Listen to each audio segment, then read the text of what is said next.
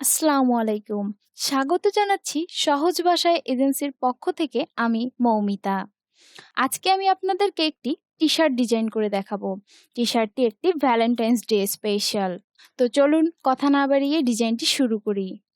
মূলত আমি ডিজাইনটি করব Adobe Illustrator-এ। তো অনেকেই ভাবতে পারেন যে আপনি হয়তো সেভাবে Adobe Illustrator-এ পারদর্শী নন। তো চিন্তার কোনো বিষয় নেই। আমাদের সহজ ভাষায় চ্যানেলে থাকছে Adobe Illustrator এবং Adobe Photoshop-এ বেসিক টু অ্যাডভান্স এর ফ্রি কোর্স। তো আপনি চাইলে সেখান থেকে আপনার দক্ষতা অর্জন করতে পারেন। তো চলুন কথা না বাড়িয়ে আমরা আমাদের মূল ডিজাইনে ফিরে যাই। তো যেহেতু আমি এই ডিজাইনটির মতো একটি ডিজাইন করব, তার জন্য আমার সামান্য কিছু এলিমেন্টস লাগবে, যেমন একটি কাপল ভেক্টর, একটি লাভ ভেক্টর এবং একটি প্রজাপতির ভেক্টর। তো আপনি ইজিলি গুগলে গেলে কাপল ভেক্টর পাবেন। এখানে আপনি আপনার ইচ্ছে মতো ভেক্টর ইউজ করতে পারবেন এবং লাভ ভেক্টরও আপনি আপনার ইচ্ছা মতো পেয়ে যাবেন।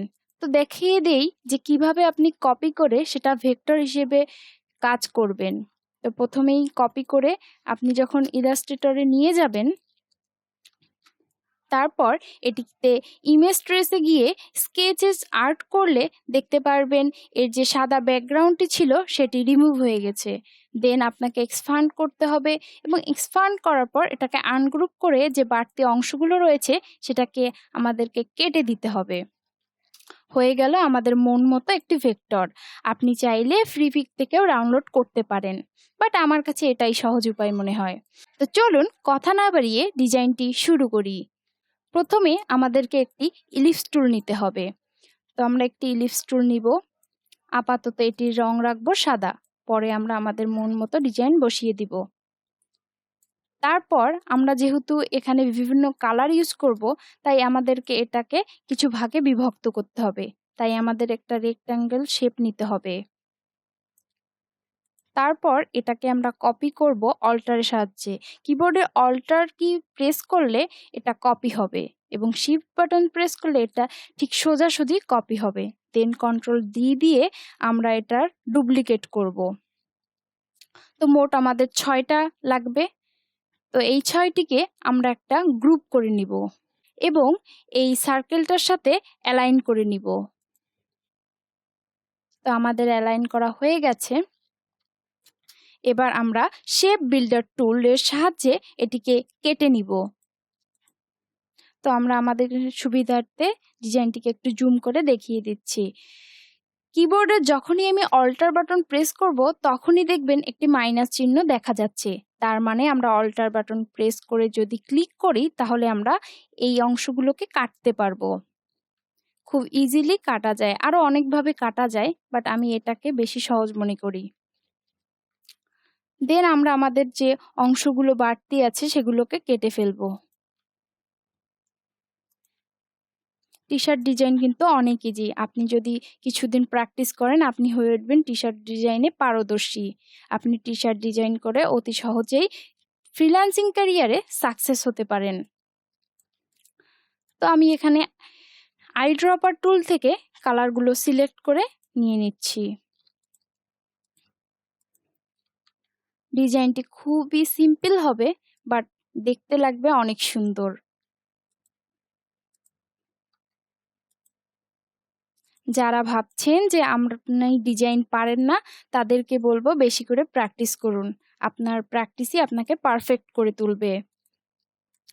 তো আমাদের মোটামুটি শেপটা ক্রিয়েট করা শেষ এবং এটাকে আমরা আর্টবোর্ডের সাথে একটু অ্যালাইন করে নিব এবং আমাদের যে ভেক্টরটি আমরা ইউজ করব, এটাকে আমরা জাস্ট একটু বড় করে এর মিডল পয়েন্টে এনে দিব।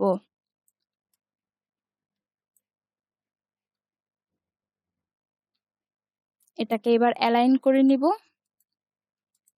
অ্যালাইন করে নেওয়া শেষ।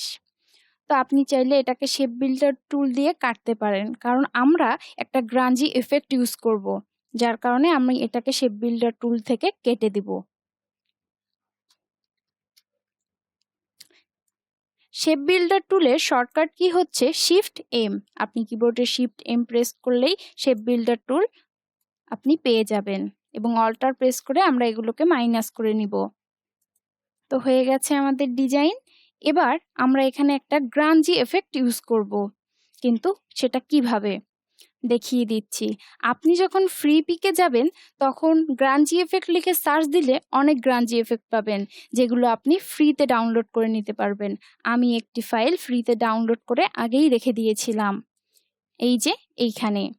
তো আমাদেরকে এই গ্রাঞ্জি এফেক্টটা এখানে ফেলার জন্য প্রথমে যেটা করতে হবে, ট্রান্সপারেন্সিতে গিয়ে এটাকে মেক মাস্ক করে দিতে হবে। তারপর আপনি একটি গ্রাঞ্জি এফেক্টকে এখান থেকে নিয়ে যেতে হবে। তো এখানে একটা সমস্যা দেখা দিতে পারে যে গ্রাঞ্জি এফেক্টটা আপনি যখনই আনবেন তখন আপনার পিসি একটু স্লো কাজ করতে পারে। এটা চিন্তার কোনো বিষয় নেই, কারণ হচ্ছে এটা একটু ভারী ফাইল, যার কারণে এমনটা হয়ে থাকে আর কি। তো এটা যখন আপনি পেস্ট করবেন তখন কন্ট্রোল এক্স দিয়ে এটাকে কাট করে নেবেন, এবং যেটাকে আপনি ট্রান্সপারেন্সিতে মেক মার্কস করেছিলেন সেটা ক্লিক করে কালো এই যে জায়গাটাতে, মানে কালো যে ব্যাকগ্রাউন্ডটা, এখানে ক্লিক করে কন্ট্রোল এফ দিবেন এবং ক্লিপ বাটনের টিকটি উঠিয়ে দিয়ে এখানে ক্লিক করে দিবেন। দেখবেন আপনার গ্রাঞ্জি এফেক্টটা খুব ইজিলি এখানে পড়ে গিয়েছে। সহজ না ব্যাপারটা? তো আমাদের মোটামুটি এখানের কাজ শেষ। এবার কাজ হলো আমাদের ফন্ট। তো আমি এখানে জাস্ট হ্যাপি ভ্যালেন্টাইন্স ডে এতটুকু ইউজ করেছি। তো এখানে হ্যাপি ভ্যালেন্টাইন্স ডে লেখার ক্ষেত্রে আমি যে ফন্টটি ব্যবহার করেছি সেটা হলো অ্যামারিল্লো। এই ফন্টটি ব্যবহার করে শুধু আমি এই ডিজাইনটি কমপ্লিট করেছি। তো আমি এই জিনিসটাকে এখানে আনবো, অবশ্যই একটু ফন্টটাকে ছোট করে দিব।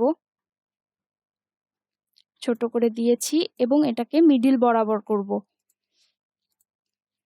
আর আমার যে কাঙ্ক্ষিত ডিজাইনটি আছে এটাকে আমি জাস্ট আর একটু ছোট করব।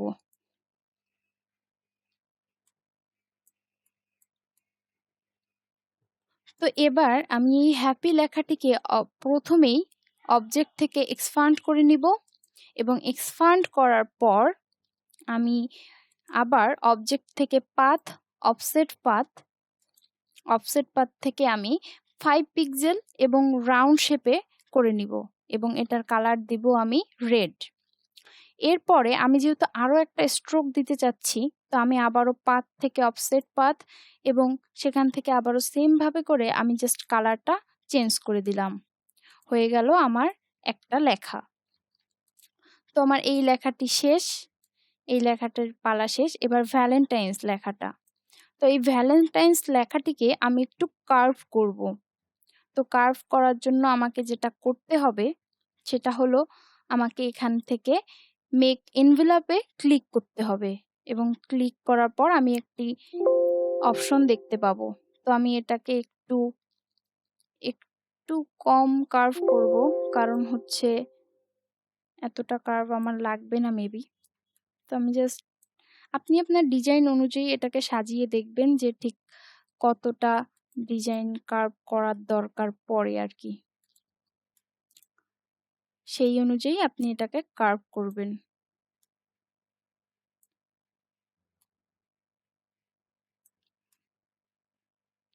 তো আমার কার্ভ করা শেষ, এটাকে আমি আর কার্ভ করতে চাচ্ছি না। তো আমার যে ডিজাইনটি আছে এটার সাথে আমি জাস্ট অ্যালাইন করে নিচ্ছি। তো মোটামুটি একটা শেপ এসেছে। তো এবার আমার ডে সিলেক্ট করার পালা। তো ডে লেখাটিকে আমিও জাস্ট আর একটু ছোট করব। ছোট করার পর আবারও এটাকে অবজেক্ট থেকে এক্সপান্ড করে নিব। এক্সপান্ড করে নেওয়ার পর আমাকে যেটা করতে হবে, অবজেক্ট থেকে পাথ থেকে অফসেট পাথ এবং 5 পিক্সেল এবং রাউন্ড শেপে আমি স্ট্রোক নিচ্ছি। নেওয়ার পর আমি রেড কালারটা সিলেক্ট করতেছি এবং দেন আবার একই কাজ করতেছি, যেহেতু আমি 2 বার স্ট্রোক দিতে যাচ্ছি।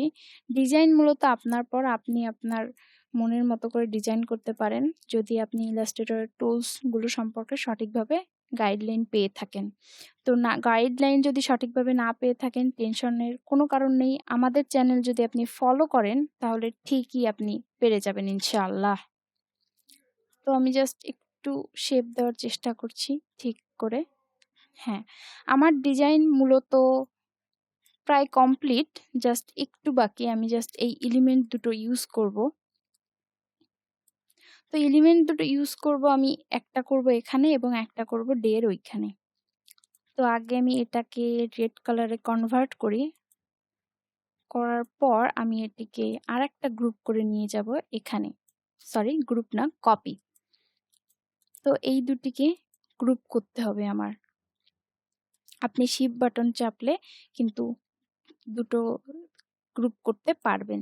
এবং আমি চাচ্ছি এই হ্যাপি লেখাটির সাথে এটাকে মিডল পয়েন্টে দিতে। তো আমি সেটাই দিলাম।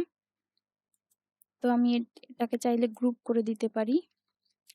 অ্যান্ড ভ্যালেন্টাইন্স লেখা তো এখানে ঠিক আছে। ও অবশ্যই লেখাগুলোকে আপনারা এক্সপান্ড করে দিবেন।